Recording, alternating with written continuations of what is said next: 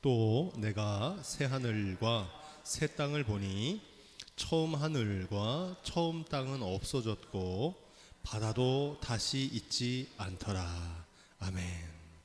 우리가 지난 시간까지 살펴보았던 20장이 최종적인 심판이라면 오늘 우리가 읽고 있는 이 21장은 최종적인 구원의 비전입니다. 생명책에 기록되지 않은 자는 어디로 갑니까? 불못에 떨어질 거다 이렇게 말하고, 생명책에 기록된 자는 어디에 들어가느냐? 거룩한 성 새 예루살렘의 주인공이 될 거다. 오늘 말씀에 처음 하늘과 처음 땅이 사라졌다 이렇게 말합니다. 소멸됐다는 겁니다. 뭘로 소멸된 겁니까? 3대 7중 재앙 기억하시죠? 그래서 7 인의 재앙, 7 나팔의 재앙, 7 대접의 재앙으로 3분의 1, 3분의 1, 3분의 1에서 처음 하늘과 처음 땅은 사라졌고 새 하늘과 새 땅을 창조하시는 장면입니다. 메시지 성경은 이 대목을 이렇게 번역합니다. 나는 새로 창조된 하늘과 땅을 보았습니다. 처음 하늘은 사라졌고 처음 땅도 사라졌고 바다도 사라졌습니다. 우리가 이 말씀을 통해 깨닫게 되는 것은 하나님의 심판과 종말은 끝이 아닙니다. 사라졌다고 해서 끝나는 게 아니라 구원과 창조의 시작인 줄로 믿습니다. 노아의 홍수를 기억하시면 돼요. 목적은 물론 세상을 심판하는 게 끝이 아니고 말씀대로 준행한 노아와 그의 가족을 구원하시고 하나님께서 세상을 새롭게 창조하시는 장면이 나옵니다. 우리의 삶에서도 세상에 믿던 모든 것이 사라지는 날이 옵니다. 우리 육신의 장막을 벗는 날이 와요. 그날을 가리켜서 죽음이라고 그러는데 이 죽음은 끝이 아니고 영원한 삶, 영생의 시작인 줄로 믿습니다. 하늘이 무너지는 것 같은 절망을 경험할 때가 있잖아요. 그 절망이 끝이 아니라 새 하늘이 열리는 희망의 시작이 되는 줄로 믿습니다. 인간적인 모든 노력이 끝장나는 순간이 하나님의 역사와 권능이 시작되는 순간인 줄로 믿습니다.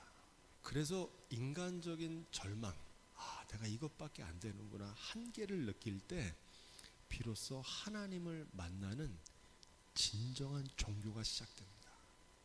그래서 이 말씀은 그러니까 종말을 두려워하지 말라는 겁니다.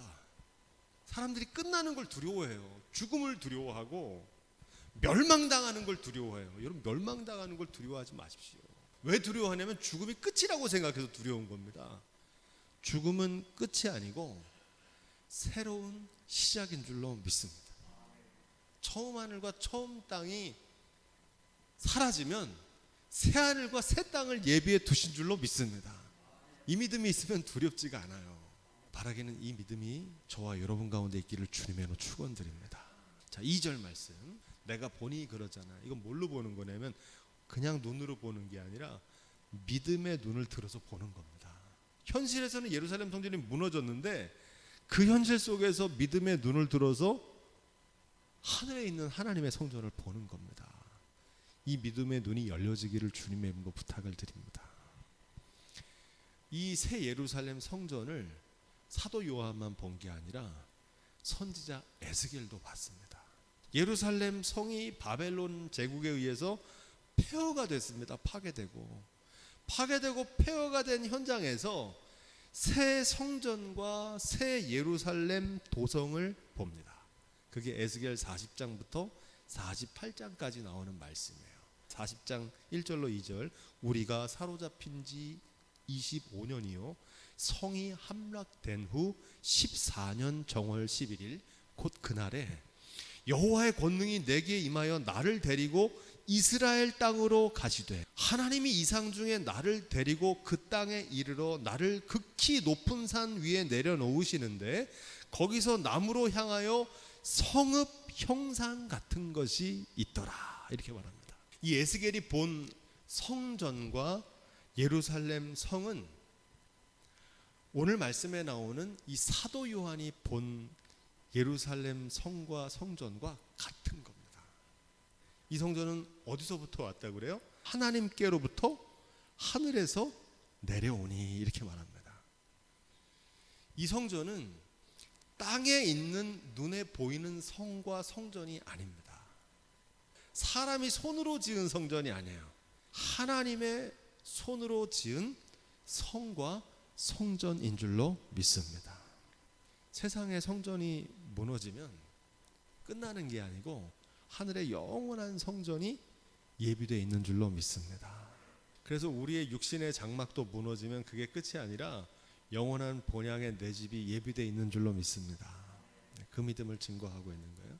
3절 말씀, 오늘 읽은 이 말씀을 메시지 성경 뭐라고 되어 있냐면 보아라 보아라, 이제 하나님께서 사람들이 사는 곳에 오셔서 사람들과 더불어 사신다.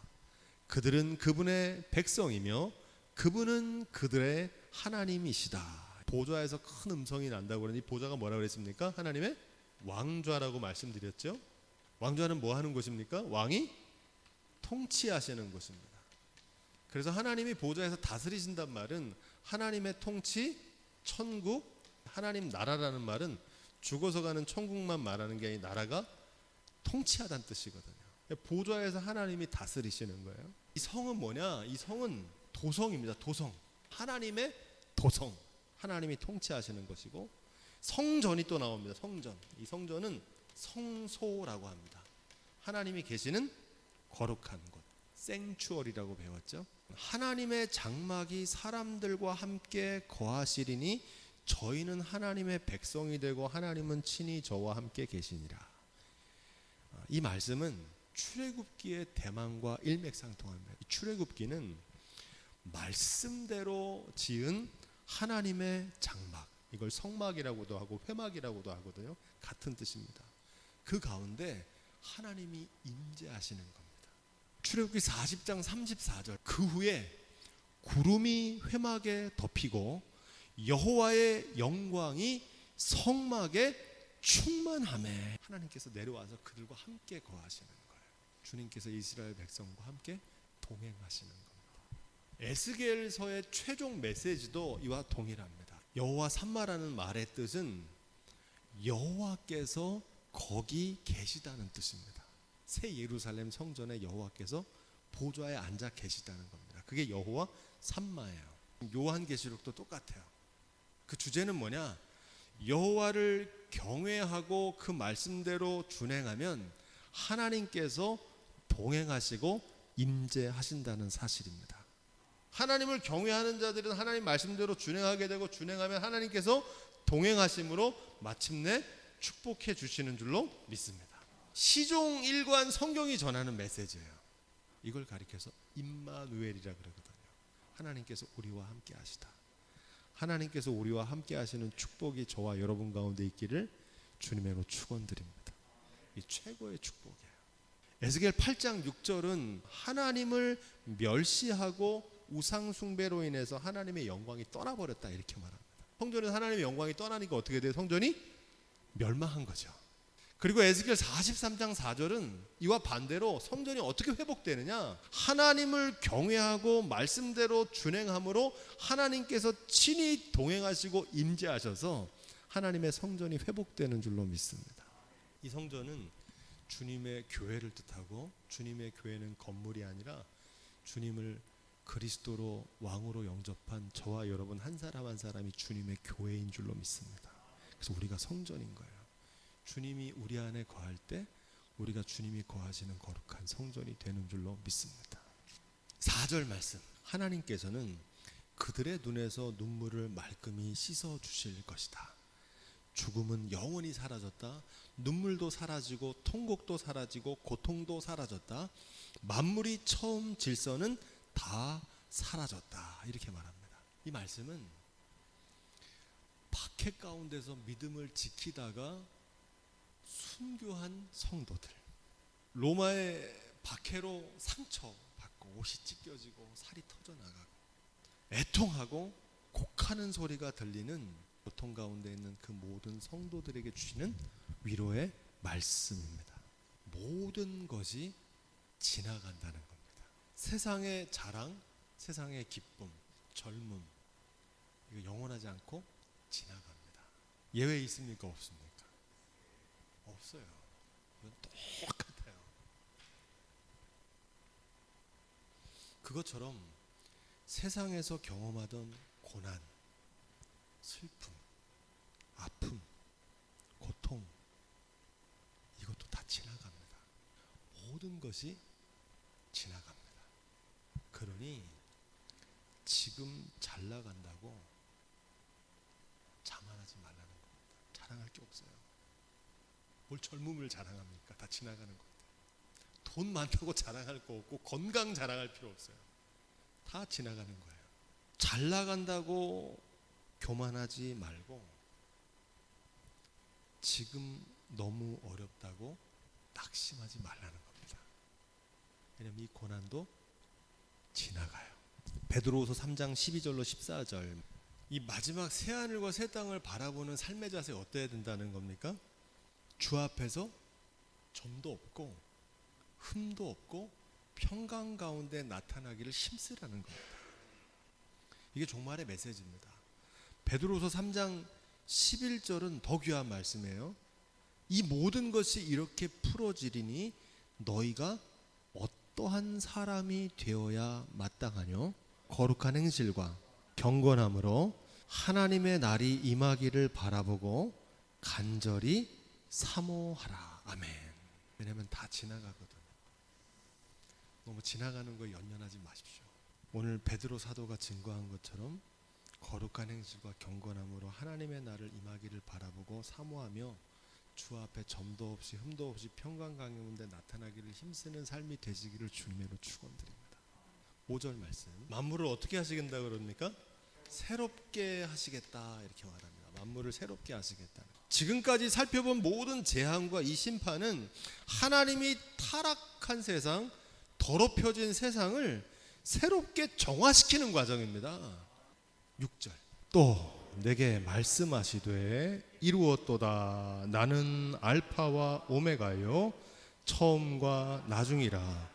내가 생명수 샘물로 목마른 자에게 값없이 주리니. 아멘.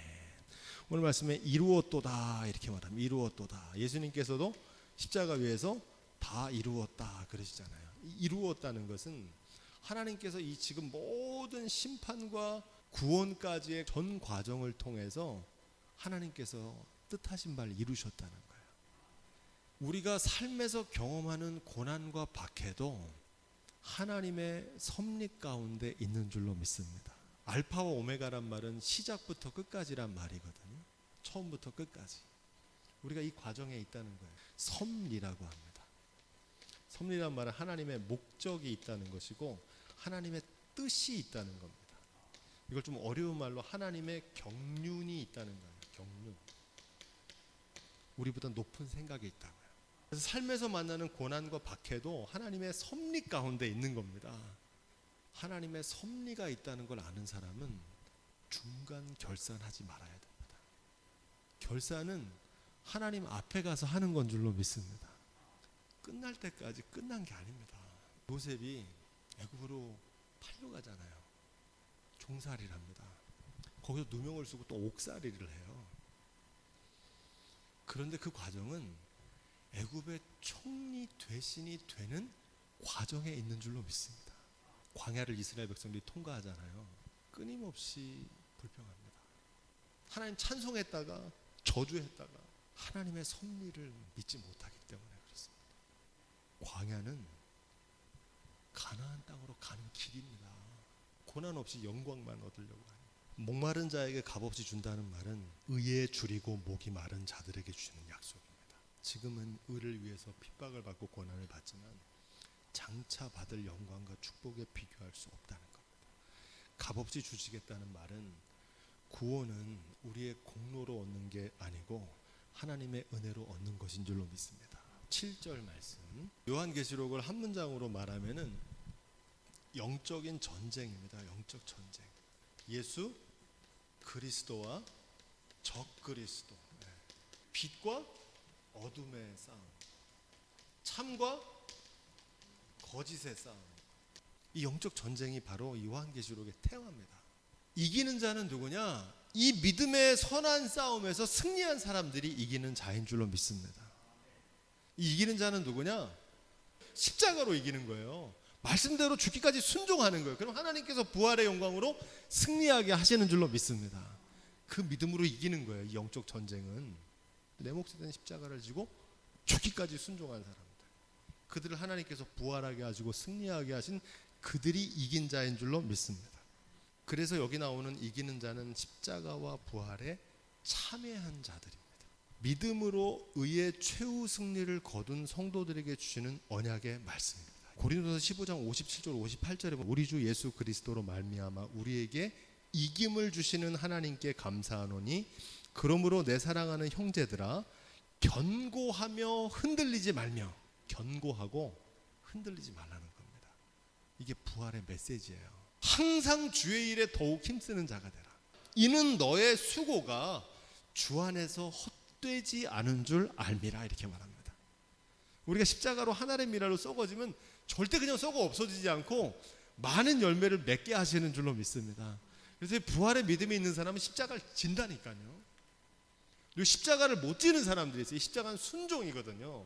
순종이 안 되는 이유가 뭐냐면 부활로 영광으로 승리하게 하신다는 걸 못 믿는 거예요. 이 믿음이 없어서 그래요. 이들에게 최고의 유업이 나오는데 나는 저의 하나님이 되고 그는 내 아들이 되리라, 이렇게 말합니다. 하나님이 우리와 함께 하시는 것이 가장 큰 축복인 줄로 믿습니다. 그는 내 아들이 된다는 말은 하나님의 자녀로 거듭나는 삶을 말합니다. 누가 하나님의 자녀라고 그랬습니까? 하나님을 경외하는 믿음으로 말씀대로 준행하는 사람이 하나님의 자녀인 줄로 믿습니다. 하나님을 경외하고 그 말씀대로 준행하면 동행하시고 축복해 주십니다. 또 가라사대 이 말은 신실하고 참되니 기록하라, 이렇게 되어 있습니다. 메시지성이 이렇게 말합니다. 이 모두를 받아 적어라.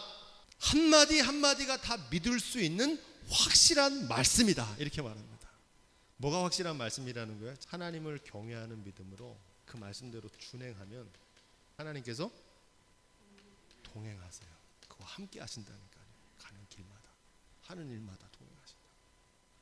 어려울 땐 도와주시고, 힘들 땐 사람을 붙여주시고, 먹을 게 없을 때는 하늘에 만나를 내려주시고, 목마를 때는 반석을 쳐서 물을 내시고, 할렐루야. 이 동행의 역사가 나타난다니까요. 경외하면 준행하고, 준행하면 동행하고, 동행하면 반드시 축복하시는 줄로 믿습니다. 이거 받아 적으라는 거예요. 마음판에 새기라는 거예요. 8절 말씀, 여기 나오는 이 두려워하는 자들과 믿지 아니하는 자들은 누구냐? 또 두려워하는 자는 겁쟁이가 아닙니다.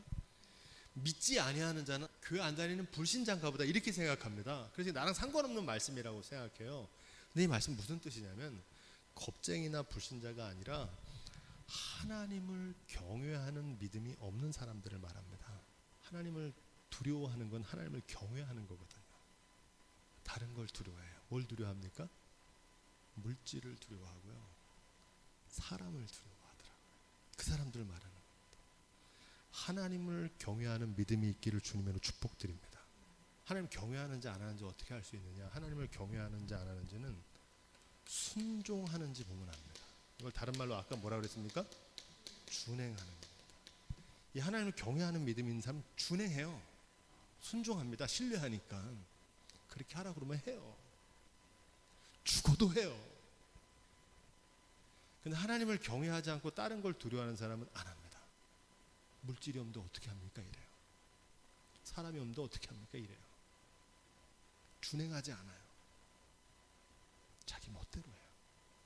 상황 따라, 형편 따라 합니다. 그들은 둘째 사망 불못입니다. 그 얘기를 하는 거예요. 흉악한 자와 살인자는 누구냐? 세상적인 권세로 세상을 핍박하던 통치자, 네로 왕자 같은 사람만 말하는 게 아니라 그들도 있지만 교만한 사람을 말합니다. 교만은 상대를 가리지 않아요. 교만한 사람 무서운 게 없어요. 자기가 제일 잘하는 줄 알아요. 자기가 모든 걸 아는 줄 알아요. 행음자들과 술객과 우상숭배자들은 누구냐? 하나님 아닌 것을 하나님보다 더 사랑하는 것. 이게 음행이에요. 영적인 음행. 하나님보다 돈을 더 사랑하고, 하나님보다 사람을 더 의지하고, 이게 음행이에요. 오늘날 엄청난 음행들이 행해지고 있어요. 교회 안에서 더러운 음행입니다. 하나님 두려워할 줄 모르고 그들은 불못행입니다. 여기서 술객은 뭐냐면 돌로 떡을 만드는 매직을 행하는 거예요. 매직, 마술. 일확천금과 불로소득의 대박을 쫓는 겁니다. 비트코인 실체가 없어요. 부동산 투기. 부동산 투기하는 사람은 불모탱입니다. 모든 거짓말하는 자들은 누구냐? 많이 소유하면 행복하다. 이게 거짓말이에요. 돈이면 못하는 게 없다. 이게 거짓말입니다. 하면 된다. 내 사전에 불가능은 없다. 이거 거짓말입니다. 왜 불가능이 없습니까? 사람이 못하는 일이 얼마나 많은데. 이거 오만한 말이거든요. 거짓 신화입니다. 이거 설파하는 사람들, 그들은 불모탱입니다. 이 거짓말하는 자는 누구냐면 이 땅에서 100년도 못 살면서 1000년 만년 살 것처럼 사는 사람들입니다. 그들이 거짓말하는 자들이에요. 그들은 불모탱입니다. 왜 그러겠습니까? 우리는 하나님의 심판대를 생각하며 살잖아요. 그래서 하나님의 뜻대로 경건하게 살려고 그러고 신실하게 살려고 그러잖아요. 주님 다시 오실 날이 얼마 안 남았으니까 맡겨진 직분을 잘 감당하려고 그러잖아요. 어려운 십자가를 져도 하는데 이 사람들은 그렇게 안 한다니까요. 내가 지금 사는 게 영원한 줄 알아요. 이거 다 가지고 가는 줄 알아. 싸가지고 가는 줄 알아요. 이거 다 두고 간다니까요. 하나도 남김없이. 불과 몇 년 안 남았다니까요. 아무리 그 얘기를 해도 이게 남 얘기인 줄 알아요. 이게 남 얘기가 아니라니까요. 천국에 들어가느냐 하나님의 심판대 앞에서 어떤 심판을 받는지를 이 말씀이 정확하게 증거하고 있는 거예요. 이제 얼마 남지도 않았어요. 21장. 이 21장이 끝나면 주여 어서 오시옵소서예요. 더 이상 이 말씀을 언제 만날지도 몰라요. 우리 인생의 마지막 주시는 말씀일 수도 있어요. 결단한 지혜가 있기를 주님으로 부탁을 드립니다. 목사님 아무리 그렇게 말씀하셔도 저는 제가 갈 길을 갑니다. 저는 제가 갈 길도 다 계획이 있어요. 그러다 그날이 오는 거예요. 내일이라도 주님 앞에 설 수 있다니까요. 오늘 저녁에 결단하셔야 돼요. 오늘 이 말씀은 하나님의 심판대에서 우리를 어떻게 심판하시는지 우리에게 미리 보여주는 구원의 말씀인 줄로 믿습니다. 망하라고 드리는 말씀이 아니라 살라고 드리는 말씀이에요. 구원받는 성도들이 다 되시기를 주님의 이름으로 간절히 부탁드립니다.